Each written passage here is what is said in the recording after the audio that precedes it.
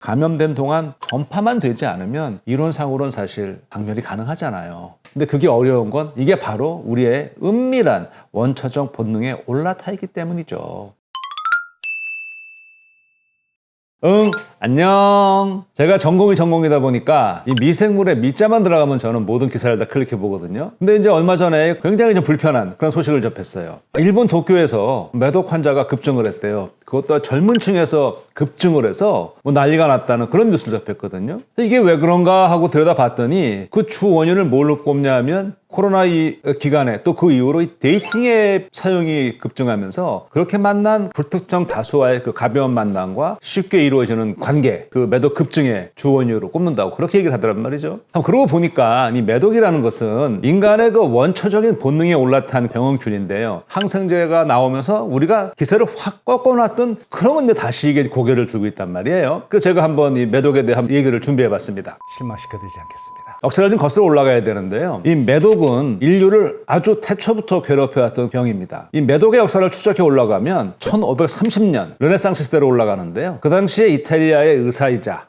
점성술사로 활동했던 지롤라모 프라카스토로라는 사람이 있어요. 1530년에 시필리스 또는 프랑스병이라는 그런 제목의 라틴어 시를 발표했습니다. 그 시에 양치기 소년이 등장하는데 그 소년의 이름이 시필리스예요. 이 얘기는 이렇습니다. 태양신 아폴로가 양떼를 먹일 초목과 샘물을 다 마르게 하니까 홧김에 이렇게 화풀이를 했어요. 이제부터는 아폴로가 아니라 내가 왕을 숭배하겠다. 이렇게 이제 말을 해버린 거예요. 아폴로는 화가 나가지고 저주를 내렸죠. 시필리스 소년한테 아주 흉측한 병을 내렸어요. 그 당시에 이 프라카스토로는 그 당시에 이름이 없었는데 여기다가 시필리스라는 이름을 붙여버렸죠. 왜 이 시인이 이 소녀 이름을 붙였을까 정확히 이유는 알 수가 없는데요. 추정해보면 그리스어로 시스, 이게 돼지라는 뜻이래요. 필로스, 이거 좋아한다, 사랑한다는 뜻이거든요. 합쳐서 라틴어로 옮기면 그게 시필리스가 되거든요. 돼지와의 어떤 그런 음란한 나쁜 짓을 한 결과다. 아마 그런 걸 담지 않았을까 그렇게 추정이 됩니다. 그 당시에 신조어죠. 이게 쭉 쓰이다가 1700년대부터 널리 쓰이게 됐고요. 그리고 이게 이제 영어의 매독으로 이제 들어오게 되는 이제 그런 역사가 있습니다. 매독은 기본적으로 성관계로 감염이 되죠. 3단계로 진행이 되는데요. 이 단계마다 좀 증세가 달라요. 먼저 매독균에 감염이 되고 나면 평균 3주 정도가 지나면 생식기 주변에 피부에 궤양이 나타납니다. 이 궤양은 통증이 별로 없고요. 한 달쯤 지나면 저절로 없어져요. 그런데 이제 이 기간에 이 매독균이 온몸으로 퍼지는 거예요. 혈액과 림프를 타고. 감염 후한 서너 달이 지나면 이제 2기로 진입하는데 온몸에 피부 발진, 근육통, 눈에 염증, 그리고 탈모, 머리 빠지고 피로감 이런 증상이 나타납니다. 이게 보통 한 3개월 안에 없어지는데요. 이게 이제 매독 2기인 거죠. 실제로 유럽에서도 그 처음으로 매독이 대유행을 한 1495년 그 직후에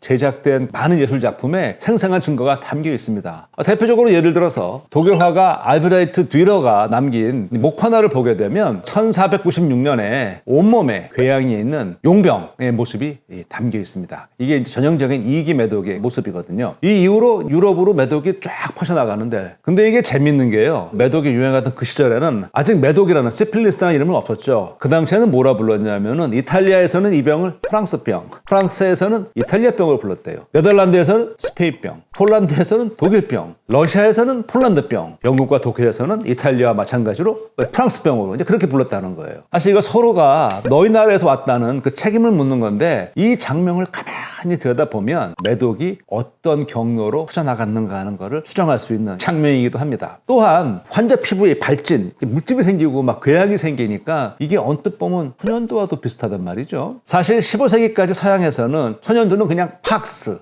물집을 뜻하는 중세 영어에서 온 거거든요. 매독 유행 이후로 매독을 그레이팍스, 천연두는 스몰팍스 이렇게 된 거죠. 우리말로 매독이라는 이 병명, 이거 사실 한자죠. 이거 그대로 풀어오면 매화나무 독이라는 뜻이에요. 그러니까 이거는 왜 이렇게 붙였냐 하면 매독 환자 피부에 궤양이 생기고 그러는 게 마치 양매, 이 소귀나무 열매와 비슷하고 그거를 보고 중국에서 양매창이라고 불렸던 것이 우리나라로 들어오면서 아마 매독으로 되지 않았나 그렇게 생각을 하고 있어요. 우리나라에서 이 매독에 관한 가장 오래된 그 기록은 1614년 조선 중기 실학자죠. 지봉 이수광이 편찬한 지봉유설입니다. 이건 일종의 백과사전 같은 책인데요. 거기에 이런 기록이 있어요. 천포창은 정덕년, 이건 1521년입니다.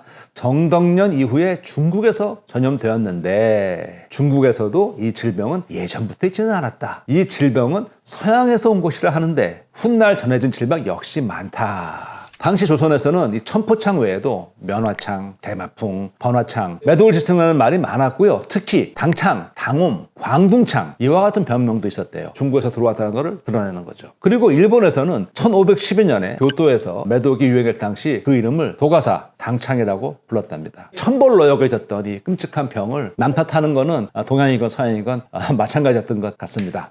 신기하죠? 이 인간의 원초적이고 이 은밀한 본능에 올라탄 이 매독균. 이 매독균의 학명은 트레포네마 팔리덤이라고 합니다. 트레포네마는 꼬인 실이라는 뜻이고요. 팔리덤은 희미하다는 뜻이에요. 희미하게 꼬인 실같이 보인다 하는데 이름 그대로 아주 가느다랗고 작은 이 세균은 마치 용술철처럼 꼬여 있습니다. 가는 코일 모양입니다. 얘는 어떻게 움직이느냐? 몸을 천천히 굽혔다 펴면서 전후 좌우로 움직이는데 그걸 연상하시면 돼요. 우리가 마치 와인 코르크 딸 때 코르크의 따기와 비슷하게 파고 들어갑니다. 그렇게 들어가서 움직이기 때문에 조직에 들어가서도 끈끈한 조직액 사이를 잘 헤엄쳐다닐 수 있는 거죠. 근데 이 매독균이 이게 특이한 게 매독균이 들어가서 숙주에게 어떤 직접 위해를 가하는 독성인자를 만들지 않아요. 대신 염증 반응을 많이 유도를 해요. 환자 조직이 스스로 파괴되게 하는 거죠. 이게 더 나쁜 거죠. 아닌 척 하면서 완전히 이거 뒤로 허벅지 가는 거니까. 그리고 일단 체내에 들어가면 빠르게 혈류로 들어가서 이제 더 멀리, 더 깊게 퍼져가는 것이죠. 또 한 가지, 이 매독균이 웬만해서는 면역계에 발각이 잘 되지가 않아요. 왜 그러냐? 우리의 이 비특이적 면역계, 백혈구 뭐 이런 애들, 뭐를 보고 이 침입자를 파악하냐면 병원균들의 공통적으로는 어떤 특징이 있어요.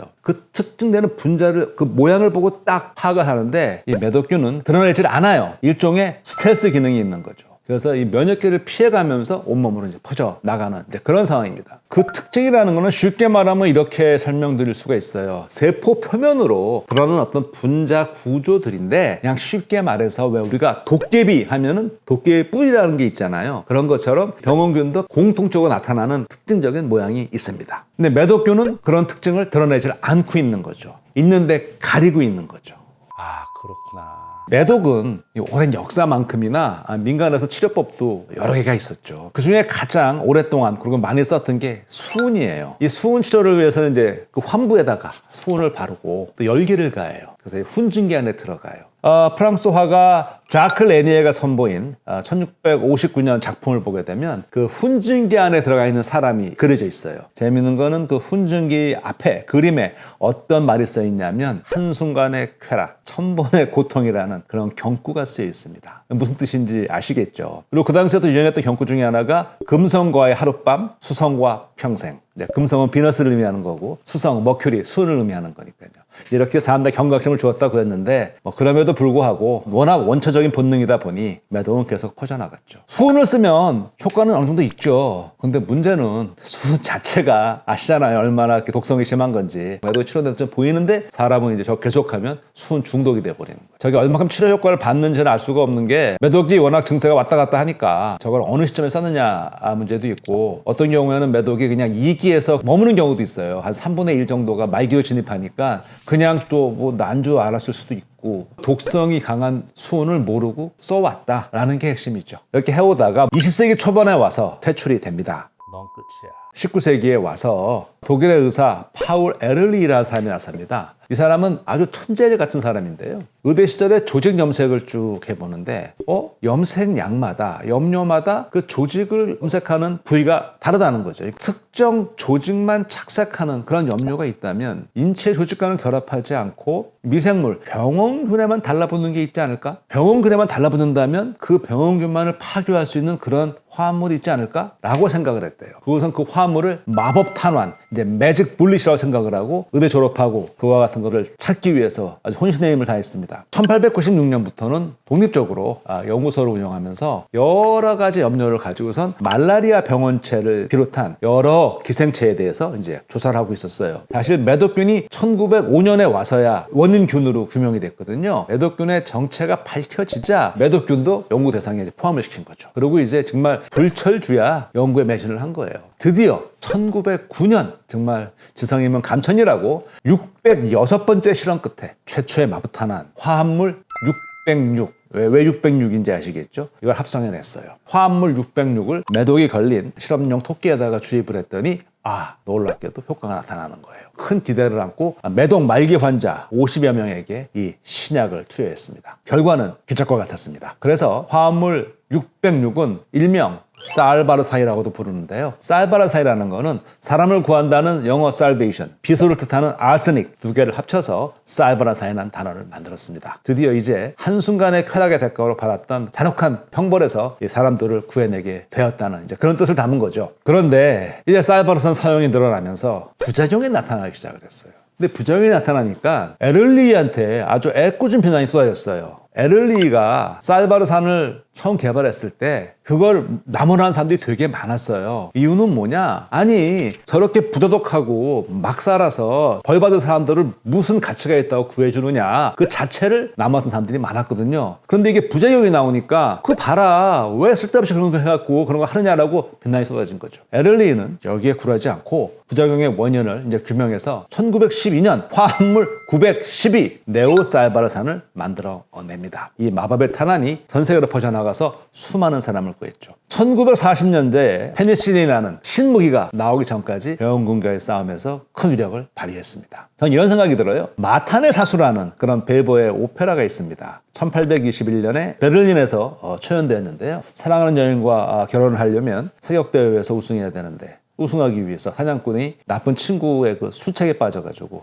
악마한테 영혼을 팔고 마법 탄환, 마탄 7발을 받죠. 이건 뭐 백발백중하는 그런 마법 탄환이죠. 이 사격대회에서 백발백중은 맞는데 마지막 탄환이 사랑하는 그 여인한테 명중하게 되어 있었죠. 근데 이제 이 사람은 그 흉계를 몰랐죠. 다행히 탄환은 음모를 꾸민 그 장본인에게 명중하죠. 그리고 이제 극적으로 오페라가 마무리되게 되는데 이 오페라의 주인공은 악마가 만들어준 하룻밤 만에 만들어준 마법 탄환으로 백발백중했다면 현실 속의 에를리히는 오랜 세월의 각고의 노력 끝에 자기가 만든 이 과학의 마법 탄원으로 매독균을 명중시켰으니까 미생물 전공한 제 입장에서는 에를리히야말로 진정한 마탄의 사수가 아닐까 그런 생각을 한번 해봅니다. 끝내주더라고.